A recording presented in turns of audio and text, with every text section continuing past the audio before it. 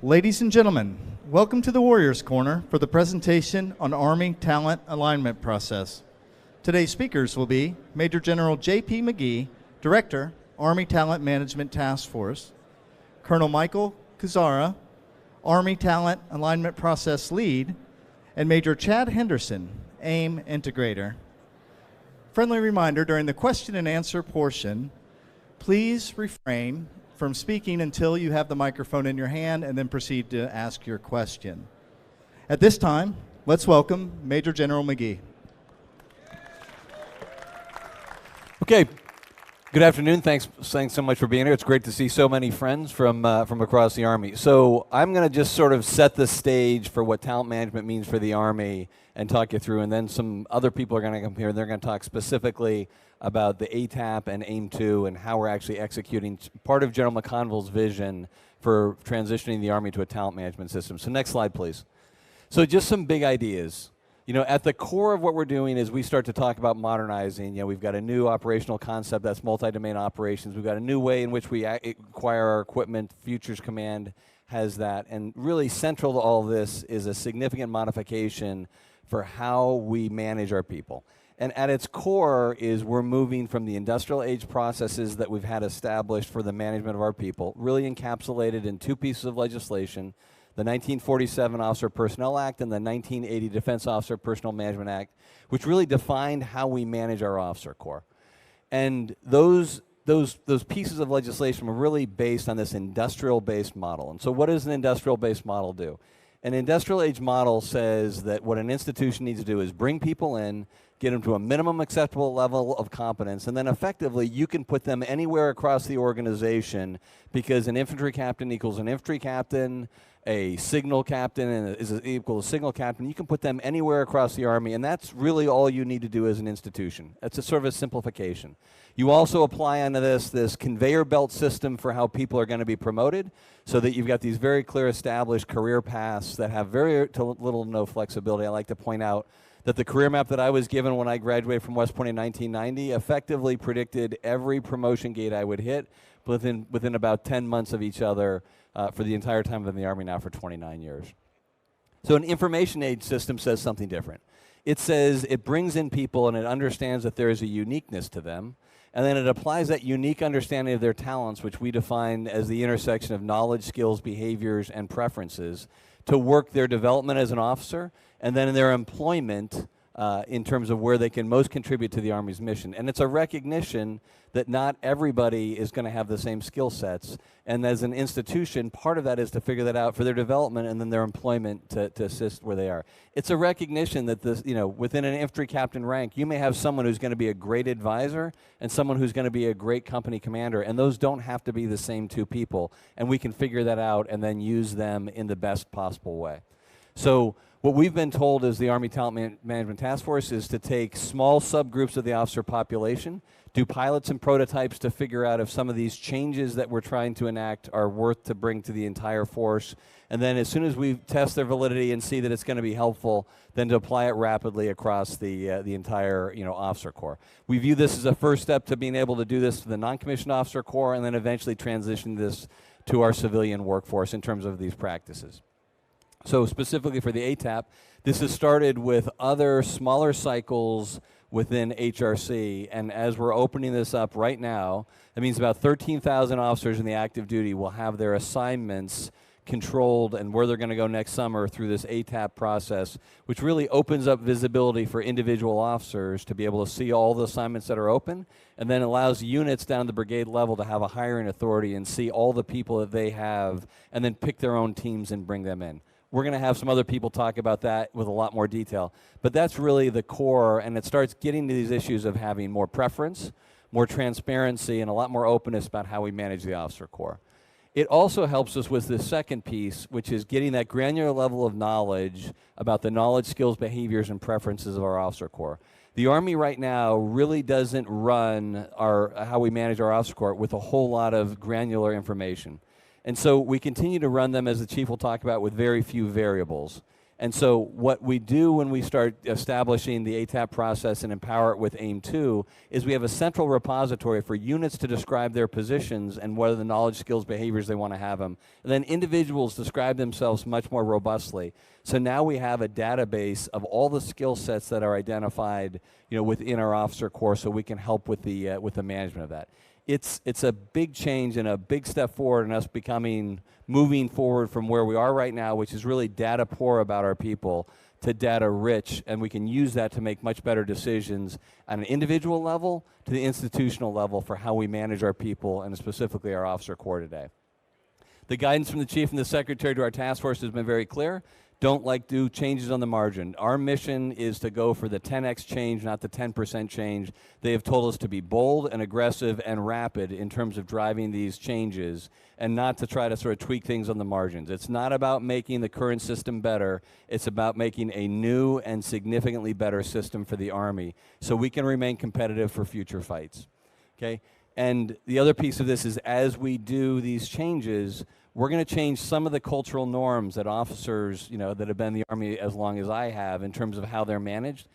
But it's really, a lot of the things we're going to talk about doing are things that we used to do as an Army that we just haven't done in the last 20 or 30 years. So we're talking about changing the Army culture. I don't think we're going to change the Army culture. The core values of the Army are going to stay the same. We're going to continue to embrace the same series of values, and our mission is going to remain the same. But what is going to change are some of the cultural norms that are going to have to change over time. And why is this change important? This change is important, most importantly, for us to be able to remain competitive against near-peer threats. Okay, so when you start looking at near-peer threats, they start to close the gap in terms of things that we have traditionally had at advantages when we have gone to war. So the size of our population is now being eclipsed by some of our near-peer threats.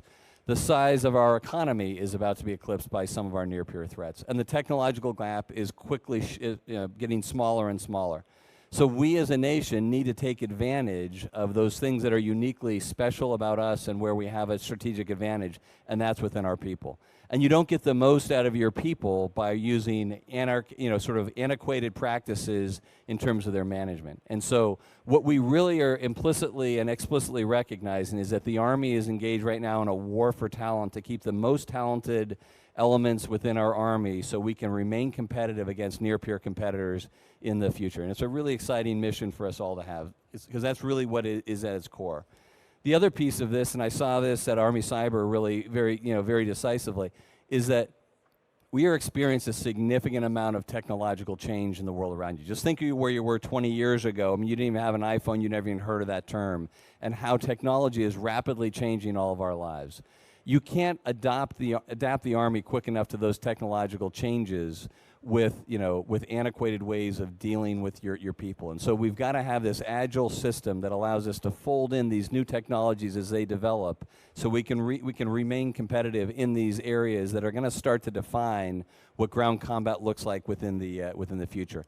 And then the final piece is there's really a changing generational norm across America in terms of what people want to have from employment. So the idea of dual income families is much more prevalent today. 67% of Americans in some form have dual incomes. There's a lot more stress put on education of children and quality of high schools and all of these different things that families want to be able to control. You don't get that with a system that really that continues to drive them to do things that doesn't take their preferences into account. And increasingly, we're concerned it's going to drive out some of the most talented of our officers, because the simple fact is, if you're a highly talented officer, you have a higher number of options than if you're not. And so how we build that flexibility to have that individual preference and some flexibility within the management of an officer's career is, I think, really important for us to retain our most talented. Next slide. So this is our sort of one-slider to talk about how we're trying to run these changes, and I'll walk through this very quickly because I know you want to talk about ATAP. But the Army is a gigantic organization, and so how do we move from one to the other? So if you look on the left-hand side of the slide, you'll see the current system. I like to point out the current system is very good, and it's served the Army very well. But now it's time for us to change, and if you go to the right-hand side of the slide, you'll see the characteristics that we want to establish in a future system. And you'll see some keywords in there. You'll see us more data rich. You'll see us leveraging information technology. The fact of the matter today is most of the officer corps today is managed by systems that were written in code in the late 80s and early 90s, and we have a very, very small predictive capability. So we can see what the impact of our decisions are today are going to be 5, 10, 15 years down the road. Okay, you see that it's really embedded at its core with the idea of flexible career paths, and then we've got increased sort of levels of management organization and processes to inform senior leaders, so we can stay on glide path to meet the intent of our strategic leaders when they talk about where they want our officer corps to be in 10 and 15 years. The way we get after that is, as I described to you, the chief and the secretary have told us to begin with small groups of pilots and prototypes to figure out different ways of managing the officer corps and then scale those rapidly. And so those bridges represent some of the things. The first one I won't talk about much, but that's the Army Talent Alignment process. That's this new method of how we're going to assign officers, and that's time now, starting this week, as we start giving officers increased preferences, increased transparencies, and we've pushed a hiring authority down to the brigade level as opposed to keeping it centralized at Human Resources Command. The next way we do this is by establishing a culture of assessments across an officer's career. So we bring in increased data to be able to see the officers and best develop their skills and then employ them over time. So right now our system is heavily weighed in favor of evaluations, right? So that's what your boss and your boss's boss thinks of you as an officer. Assessments are an objective lens for us to look at someone and start comparing cohorts within the officer corps against each other, against known standards. I like to point out that the one assessment we're all very familiar with within the Army is the APFT. Okay, so every 6 months as an active duty officer, you're going to take, you have to do 2 minutes of push-ups, 2 minutes of sit-ups, and you're going to have to do a 2-mile run. And we then start to train ourselves to be ready for this. And as we start building in these assessments, we're going to get more information about our officer corps in terms of where their strengths and weaknesses lie. And then we're also going to see an uptick in terms of performance on these things that we choose to measure. So one of the things we're going to measure for whether you're going to become a battalion commander or not is your writing skills. I guarantee you will start to see officers become more concerned about how they write as an officer. And so you're going to see a qualitative uplift in the officer corps because we're determining a new series of assessments to add into that. Talk a little bit about flexible career paths. We now have the authority to have officers opt out of up to 2 years of a promotion board in order to give some flexibility, and we just view this as a first step towards a much wider group of flexible options we can offer to an officer. And then finally, promotions and selections. The chief talked about it today at the luncheon. Really, our major focus has been on looking at how we pick battalion commanders within the Army. And as the chief said today at lunch, does it make any sense to have an Army where you run a Ranger private through a more rigorous assessment program than you do a battalion commander? And so starting in January, we're going to have about 830 candidates from across the Army for battalion command report to Fort Knox, staggered over a number of days, and they're going to run through a 5-day assessment program for us to determine who are the right candidates for them to be able to go into battalion command. We are still going to take considerations from the past. Their record of performance in the past is still going to be carried forward with them. It's going to be the largest single factor in terms of determining who goes into battalion command, but we're going to bring a lot of other relevant information in to make that decision. So that's down and dirty, and then that's sort of the context under which we are starting to bring forward the ATAP. So I'll turn it over to Colonel Michael Kuzara, who's been our lead for that. Thank you, sir. Good afternoon, ladies and gentlemen. I'm Colonel Michael Kuzara. Next slide, please. It's my pleasure to talk about ATAP with you over the next few minutes. ATAP, or the Army Talent Alignment Process, also known as the Regulated Marketplace, is our new assignment system. And these are the principles of ATAP. These are based on senior leader guidances, and they provide a benchmark for everything that we do in the new assignment process, the marketplace.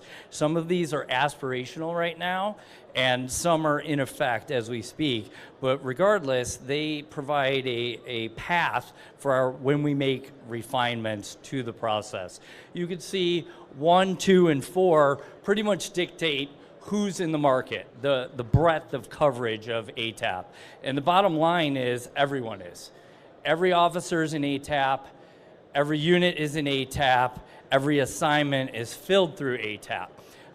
Recently, Chief of Staff of the Army provided guidance to double down on that and to hurry the execution of that. In conjunction with that, we've included COMO, All colonels are now in the marketplace. White House assignments are moving into the marketplace, at least for visibility. OSD jobs are in the marketplace. Joint staff jobs are moving into the marketplace. So that's 1, 2, and 4.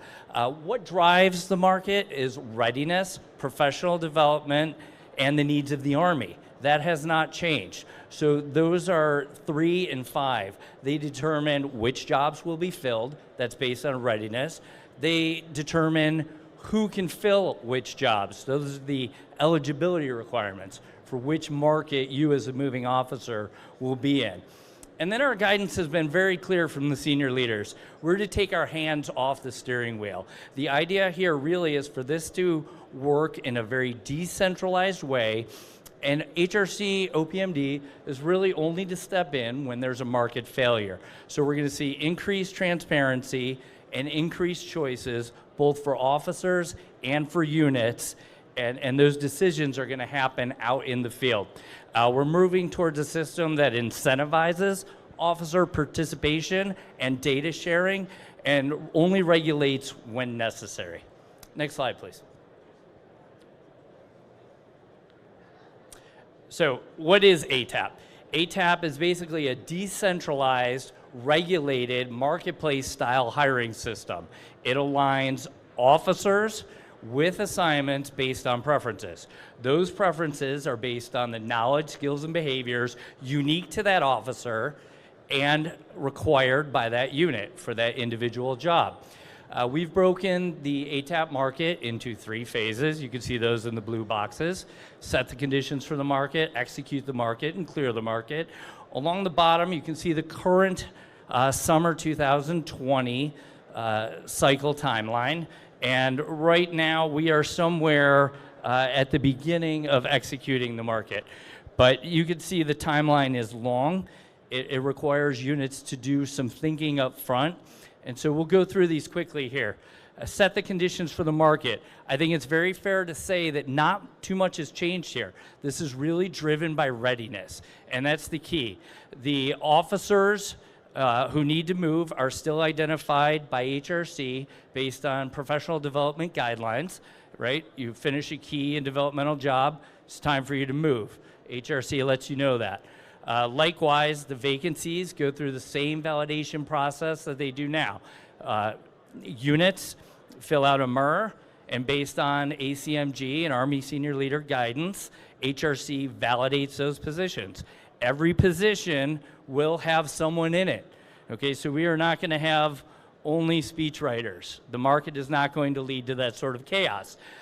What is HRC doing during setting the conditions for the market? Well, they're creating market views, really. And those are what I would call sub-markets. But really, there's just one big market. There are market views based on your branch and your rank. For example, the infantry captain's market or the logistics major's market. So we have about 171 different market views. So when we talk about ATAP, it's more complex than just one look. The set the conditions for the market ends after the DRL is published, and then we go into the execute the marketplace. We are in that phase right now for the summer 20 movement cycle. Market open 1 October and will close on 27 November. The key here really is for officers to be filling out their resumes, identifying and self-professing their knowledge, skills, and behaviors, units to be identifying what they're looking for, and then 2 months of market interaction where you're interviewing with the job that you want. You're contacting incumbents, so forth. That's what's happening here, market interaction. We're asking each and every officer to list from 1 to N, to prefer from 1 to N, all of the assignments in their market view. The average is about 80.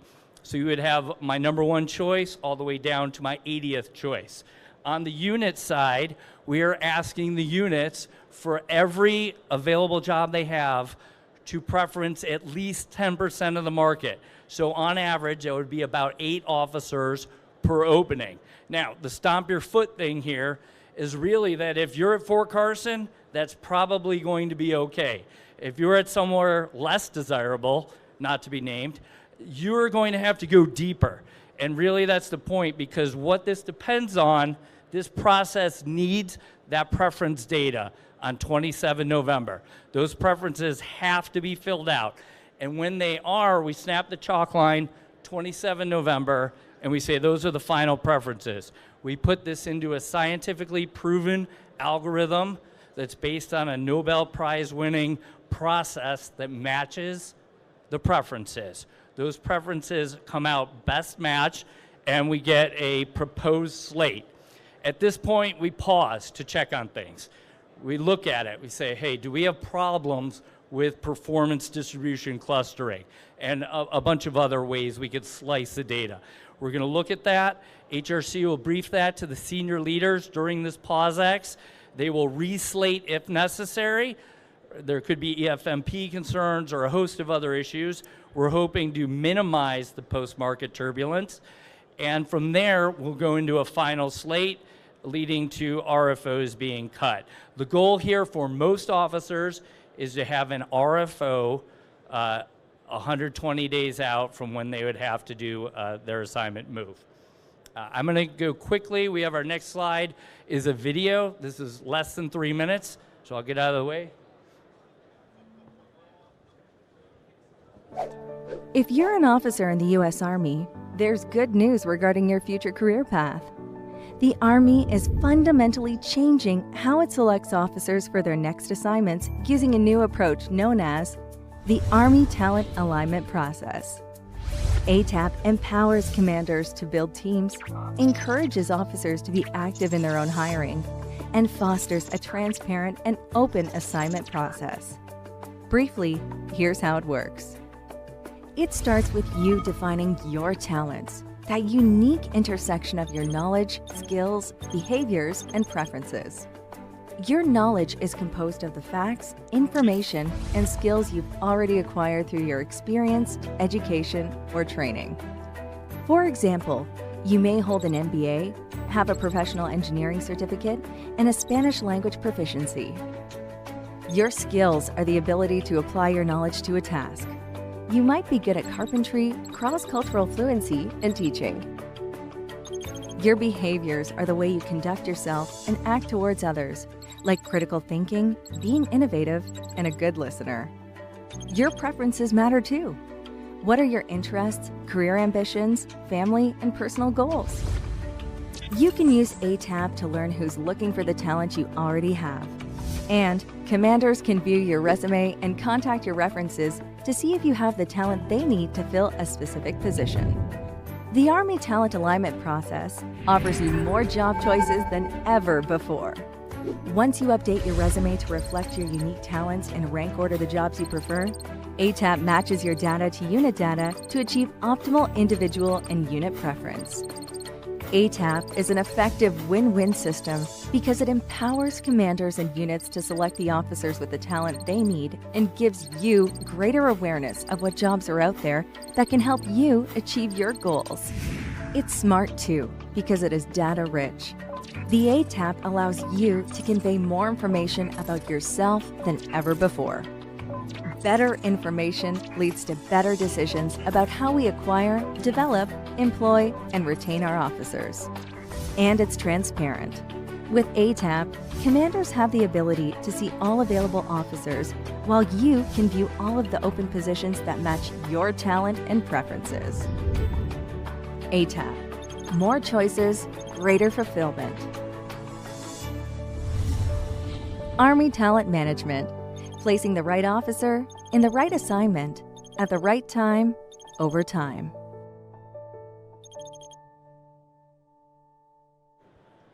Okay, next slide, please.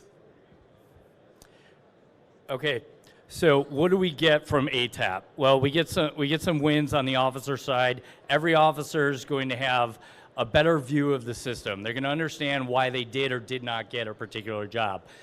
Also, they're going to see every job for which they are eligible. So instead of the handful that you're used to seeing, you need to get used to saying, yay, I got my 37th choice, because that would be a good thing, because there are some markets that have 700 jobs in them. They also have the ability to manage and more province over their own career. Units gain the same transparency. They gain a larger audience or a larger choice set from which to choose their teams. They also gain, it empowers commanders to build their own teams. As the General mentioned, really what the Army gets out of this is a data-rich environment. We learn a lot more about our officer corps, and we should have better long-term retention, and we have the ability to manage talent rather than just performance or numbers. Next slide, please. So there is some work involved here, especially for our hiring authorities, which are generally at about the brigade level, our DMSLs. We have several TTPs that we've put out there. We also have a forthcoming commander's guide and officer's guide. We would encourage those hiring authorities to leverage the knowledge that is in their formations. Have your logistician help you choose and preference logisticians, and so forth. We have a whole host of things. I'll go to the next slide, please. These are our links. Also, I'd like to point out directly behind me, we have a kiosk that is continuously manned, and we're available for your questions there. At this time, I'm going to hand it over to Major Chad Henderson from HRC, who's going to show you the AIM-2 platform, which is what we're using until IPSA comes fully online to handle all of ATAP. Thank you. Good afternoon, ladies and gentlemen. Next slide. So before I get into the actual screenshots of AIM, AIM is really just a tool, so it's how we operationalize ATAP. So we talked about theory, we talked about the process of ATAP. AIM is the tool in order to do that officers and units use. I just have 3 quick screenshots here to kind of give you a flavor of what the system can do. We do have the kiosk behind us, and we can give demos if anyone wants to come by and look at it. Right now, on the officer side, it is open as of now. I have to acknowledge fully that the AIM rollout has not been as smooth for this cycle as we would like it to be. We project that the unit side to look at officers is going to open tomorrow. The web developers are still looking at that right now. Next slide, please. So there's two parts to AIM. There's the officer side and the unit side. So this is the officer view, and both sides really need to understand what the other entity is doing to make markets work most efficiently and to work most effective for each entity. So number one, up at the top, the officer can see what we call labels that have been placed on themselves. There's also labels on the positions, and that helps each side potentially narrow choices, and those are only recommendations based on the career model and your timeline within DAPM 600-3. So that helps units filter out officers and officers filter out jobs, but they are eligible to preference anything. For context, the largest market is the MI captains market right now. It has about 751 officers in it. So the scope of that and the work on the unit side is really large. Going over to number 2, the officer can say when they're eligible to move. There's a 6-month window, so that helps the unit know when the officer is available and does it meet their timeline. Number 3, on the bottom right, that's some indicators to the officer from the unit side. So how popular a position is, that green horizontal bar, and then the check mark, that means that unit is interested in hiring this officer. And then on the right-hand side, there's information for the officer in terms of labels on the position, as well as position information regarding the actual position, the duty title, duty description, unit point of contact, that kind of thing. So that's the officer side. Next slide, please. Here we transition over to the unit side. So on the right-hand side is the list of available officers. Again, that can be as large as 750, all the way down to as small as the smallest market has 3 officers in it in the band corps. So of their available officers, the green check mark on the right indicates to the unit that officer wants to go to that location. The unit can move officers over to the left-hand side to preference them and then rank order them 1 through N as many officers as they want to preference. And as Colonel Kuzara mentioned, we want units to preference 10% of the available officers in the marketplace. Number 3 is called the brevetable position. I'm not going to go into this much, but a brevetable position can actually be filled by a lower grade officer. So if it's a lieutenant colonel's position, it can actually be filled by a major, and that major actually is going to get paid as a lieutenant colonel and temporarily get promoted to lieutenant colonel. Number 4, units can filter as well, so they can filter out by just KD officers or pre-KD officers. And then number 5, they can actually do a keyword search on the resume, or they can filter out by a skill set. So if you want to only look at airborne qualified officers, you could filter out just airborne qualified officers as well. Next slide. So if you click on one of the links of the officer's name, this is what actually gets displayed to a unit. So if you're a moving officer, this is what the unit sees on the unit side when they're looking at you, and we call this the baseball card. So they can look at the number one, they can pull up your resume and your ORB and look at those documents about you and what you've put in the system. Number two, on the top right, they can look at the KSBs that you've listed for yourselves and see if it matches the position KSBs required. Number three, they can put comments in the system to the career manager. These are not visible to the moving officer. And then in the bottom, number four, they can actually say this is where they vote on you as well. They can say interested, not interested, or just leave it as no preference.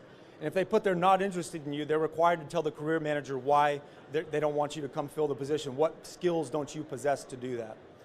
So that's really the both views. And what I would like to say for a takeaway is both sides really need to understand what each other are doing to make it work. And really what it requires is participation. AIM is just a tool. It's only as good as the participation of the officers putting information in and units putting information into the system. And again, we're in the back to give demos to anyone that would like to look at that. And with that, I think we'll open it up for questions from the group. We want to hear your questions.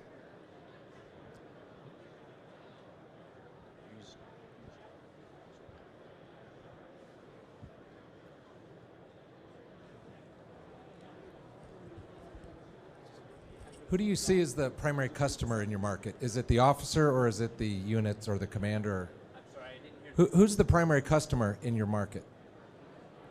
The primary customer. So the way the algorithm works, it's actually slightly prefers the officer's preference. So they go first, then the unit accepts them, breaks ties, etc.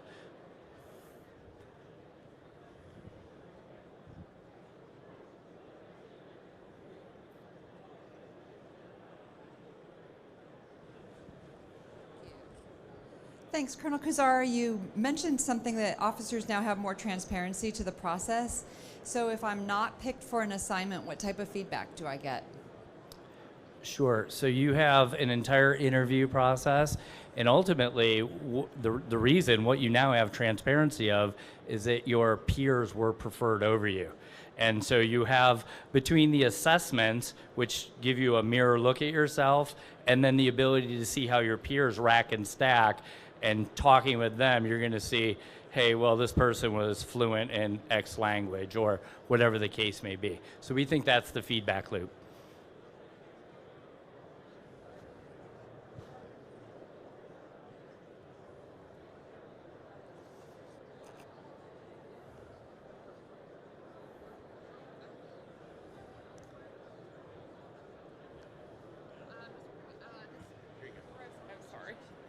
Oh Lord, this process, how, if anything, will it impact recruiting of new officers? So I think all of the talent management principles and initiatives will increase recruiting. Things like brevet promotions, direct commissions, career flexibility, the ability to have more preference and province over your choices, and a larger choice set are all, variables that are highly sellable.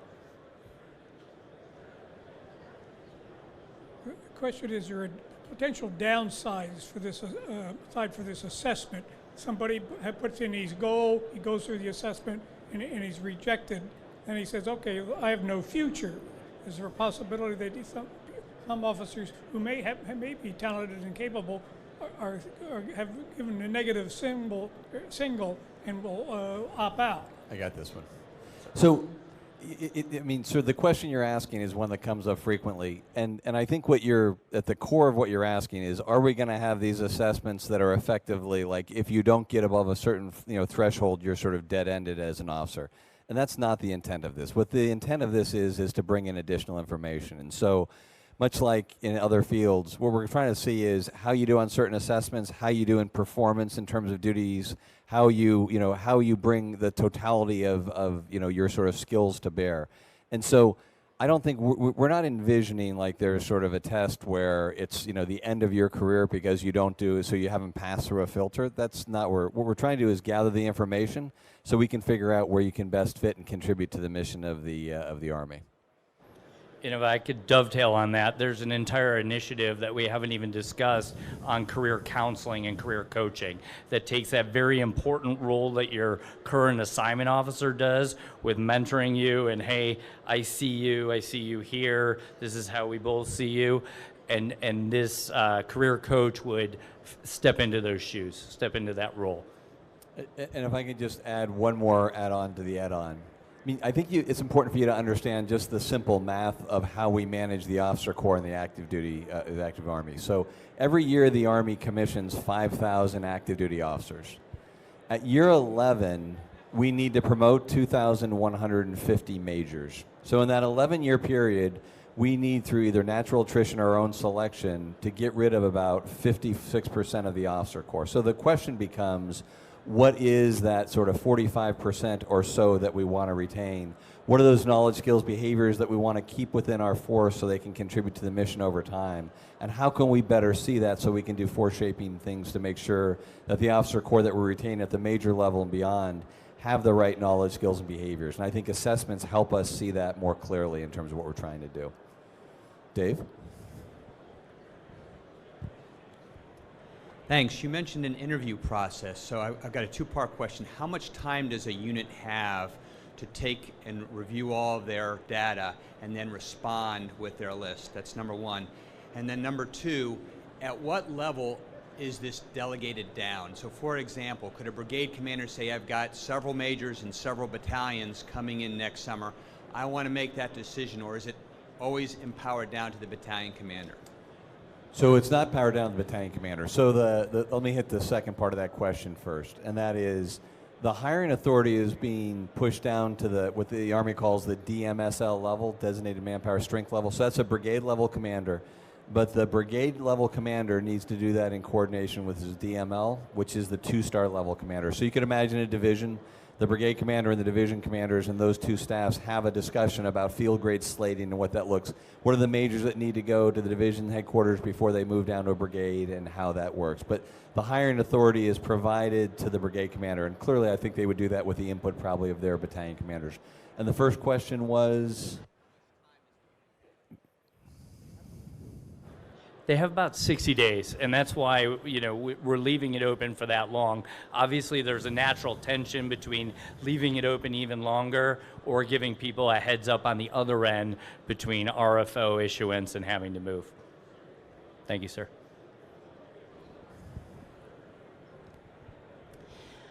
Louisa Jaffe from TAPE. My question is, will there be any kind of ability for the talent management system to recommend training choices to people who want to advance towards a goal, and will there be any kind of link to that? I think I can hit that. So when we start talking about building a culture of assessments within the career of an officer, what we talk about is in the first period, so let me just back up. So if you talk about assessments, they talk about assessments being used for development. They talk about assessments being used diagnostically, and they talk about assessments being used predictively.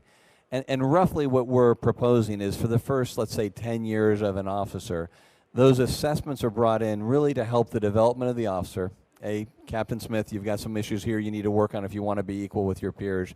And then also collectively we can use that diagnostically. So we know that transportation corps captains are particularly weak in a field, so they can start tailoring their professional military education to work on those sort of weaknesses so they get a collective uplift. But as you become more senior in the Army, then we start folding that information in to make decisions about what jobs they should do and where they should perform. So there's a little bit of combination, but we see throughout that entire time there's a developmental piece that helps the officers see themselves a little bit better, and then maybe realize where they're a better fit for different sorts of positions. We have time for one more quick question. We're getting, before the music comes on.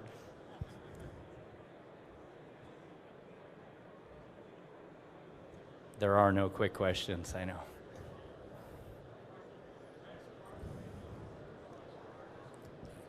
For the brevetable positions, are those, so if you're a captain, are those available and that's brevetable to major? So captains can see the brevetable to, or the brevet promotion potentials for major in their population? Is that how that will work for the brevet positions? That's correct. So a captain would be eligible in 2 markets and be able to see those assignments at the higher grade within their market view, so in their branch. So Congress gave us the authorizations to do 770 brevet promotions, in this opening of this marketplace, we're going to have 225 positions that are available. That means that hiring authority is going to be able to see, let's just say it's a colonel's position.